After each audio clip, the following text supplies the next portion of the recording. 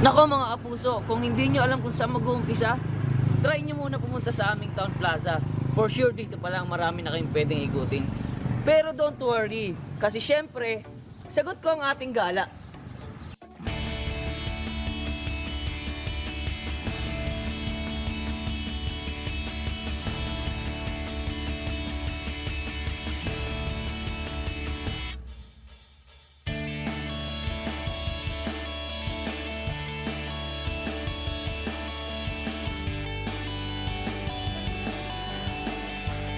This is Nick Bernardino, your UH tourist star, and today, let's say haler to Baler!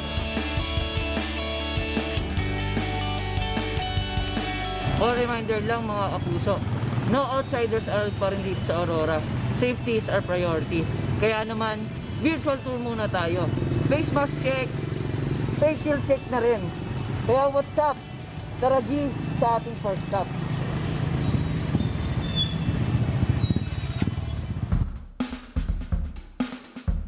Kapag sinabing Baler, surfing na agad ang maiisip mo riyan.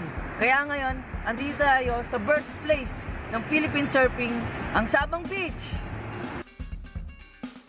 Ito ay may 2 kilometers strip of sand beach facing Pacific Ocean. Kaya naman ang waves dito ay maabot ng 7 up to 9 feet, lalo na kapag bare months. And today mga kapuso, ngayong umaga, tuturuan tayo mag-surf ng isang local surfer din sa Baler, si paring Joshua Bihasa. Ang umaga mga kapuso. So ayan paring Joshua, paano ba tip? Pinaka-mix na tip, paano makasakay sa surfboard? Okay, step 1, kapag sakay sa board, kailangan natin sumapa. Then, straight body. And then, step 2, kapag tayo sa board, kailangan natin ipapito yung sakay natin. Again, back. Step 3, kapag tayo, kailangan natin mag-push. And then, forward, right. And then, bend.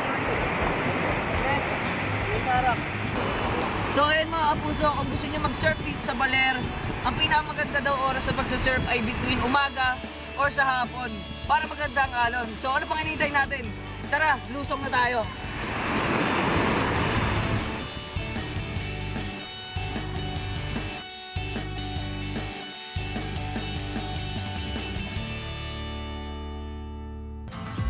Kapag pumunta kayo rito, hindi kayo mapapagod dahil pwede kayo umarkila ng tricycle para ilibot kayo sa buong town proper.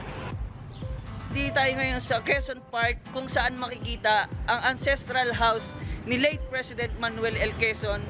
At dito rin natin makikita ang Museo de Baler kung saan nakalagay ang tala ng mga makasaysayang pangyayari ng bayan ng Baler.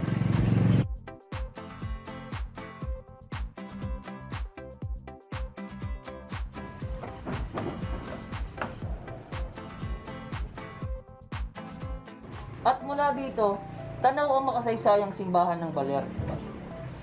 Ito ang San Luis Obispo de Tolosa Church, kung saan naganap ang tinatawag na Siege of Baler, kung saan natapos ang pananakop ng Espanya sa Pilipinas. At dahil malapit sa dagat, seafood galore din pagpunta kayo dito sa Baler. Pero reminder mga kapuso, face shield at face mask para laging safe. Mga kapuso, tignan mo ang gano'n kalaki itong isda na to.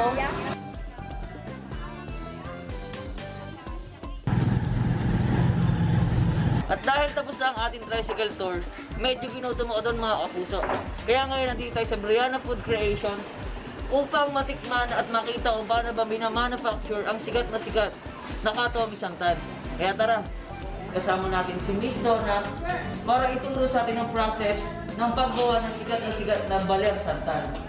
So Miss Donna, ano po ba ang first step sa paggawa ng santan? Sa paggawa ng santan, una kailangan yung muscovado sugar, ang tawag ito sa amin sa Aurora is sinaklog. Ika-cut mo siya into pieces, and then yung extract ng pure coconut extract, ilalagay mo para tunawin siya. Bali yung apoy niya slow fire lang, para lahat-lahat haluin lang ng haluin. So Miss Donna, kailangan talaga sa bao talaga ninyo iluluto para? Ang secret kasi sir nung namin po, Katomi Santan is dahil sa yung traditional way of cooking na kailangan nasa yung sa bao. Kasi yung ng bao nagpapalasa, yung ano niya yung aroma. Yun yung nagiging dagdag sarap sa coco jam. Haluin lang siya, sir, ng hahaluin. Hanggang sa matunaw po Hanggang siya. sa matunaw to, haluin yung coconut extract yung natunaw na sa kay additional. Bali, sasalain siya para yung mga dumi ng muscovado sugar is mawala.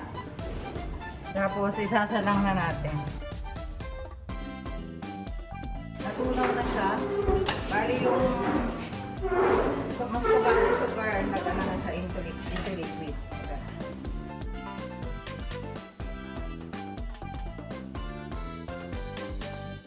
Yun na nga mga kapuso, ito na ang finished product ng Kato Misantan. So hindi ko na kailangan magsalita. Basta ako nasasarapan ako sa Kato Jam. Napakasarap.